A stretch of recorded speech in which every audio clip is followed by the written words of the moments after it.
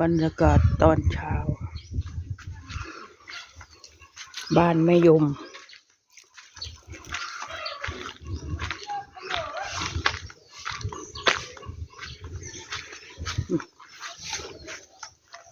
นอกข้ายาย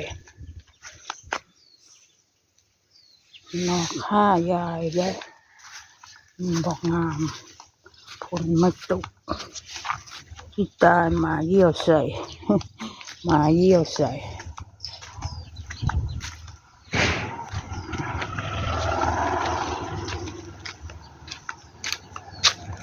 ดูมะม่วงไม่แหลมเป็นดอกแล้วนะเป็นดอกจะหัวปีใช่เนาะ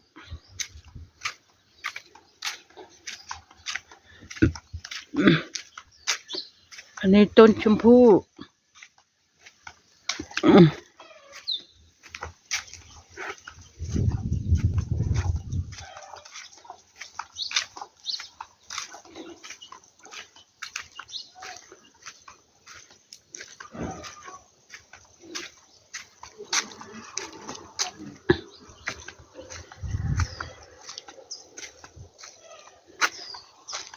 ดูแม่ยมทำอะไร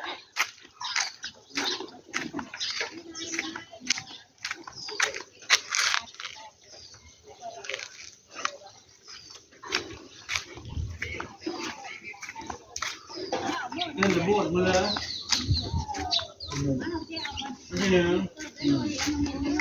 บวชนั้นบอกบวชบ้าบอกบวชบ้าที่มาเหมือนบวชเลยบวชอาทิตย์นึงบวชน้อยบวชอาทิตย์เดียวย มปลูกเพลินไอยมปลูกอะไรเอ้ยปลูกไผ่ตู้จักเม็ดเม็ดไผ่ตู้อยู่บ่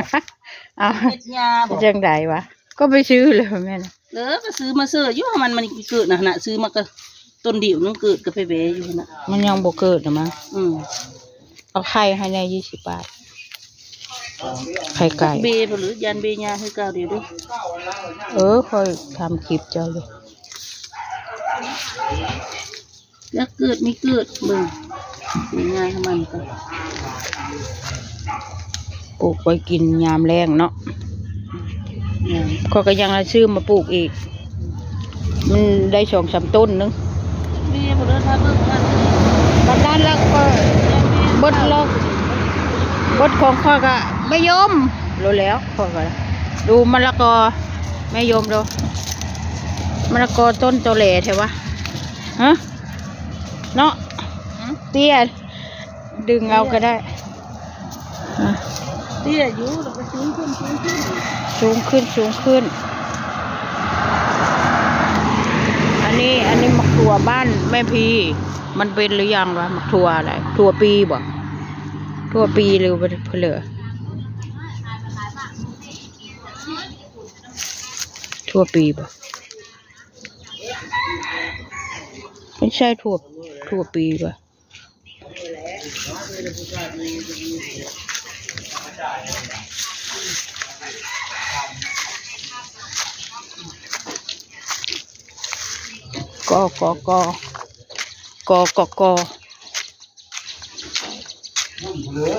ีเฮิงเนาะมันเองบัด ปี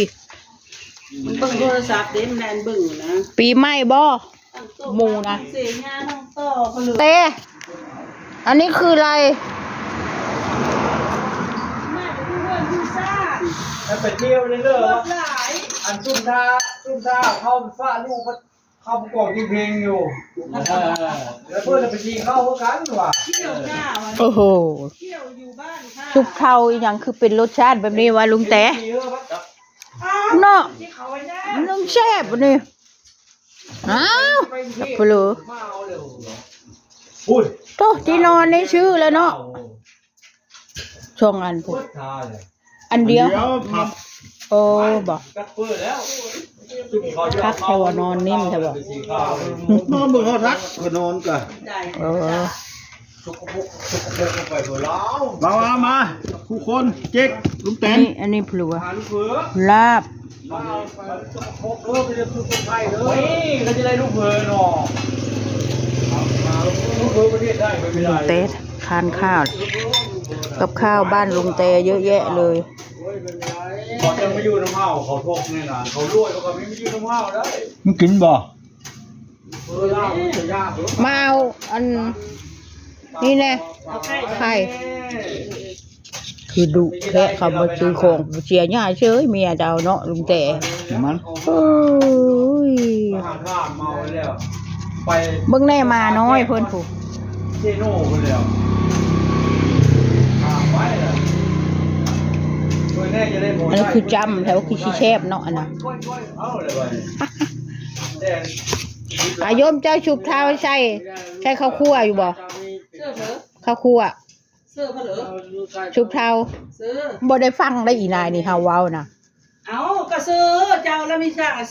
ใส่ข้าวคั่วเสื้อเผลอใครถาม นั่นล่ะ เสื้ ชุ อบ ลาก เท้า เสื้อก้อยเสื้อสุดเท้า ชุบเท้าขอยถามว่ายังมาเถียงเขาอีกนั่นแต่ เสื้อเผลอชุบเท้าเจ้าบ่ใช่ข้าวคั่วบ่ข่อยว่าเพิ่นใช่เพ้อมันไม่ได้ยินทีแรก โอ้ มันเสียอยู่สับอยู่ดิ คือคนไทย พี่นายนี่ห้างบ่ยอมหน้าแต่เพิ่ง มันไม่ได้เด้อ สมพรหน้าแต่ให้นอนแต่งูตึง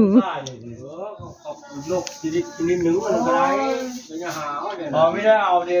เนี่ยนะ สิไปว่าไม่แล้วแง้มอายมเพิ่นเอาผู้เดียวได้หาเอา2คนนี่เอาได้ไหมเงินนี่เอ้า เมื่ออื่นเราจะลองไม่พอดีหรือเมื่ออื่นเก่งหน้า มันมีทางอื่นเป็นปีใหม่นะมันกินก่อนปีใหม่ เหี้ยกินมันบ่มีหยังกินกับเพิ่น ย่างหมูย่างกินเสื้อหน้าย่างปลา อายมเพิ่นเอาผู้เดียวพูดชิน คนประยุกต์ นี่บ่ ฮัลโหล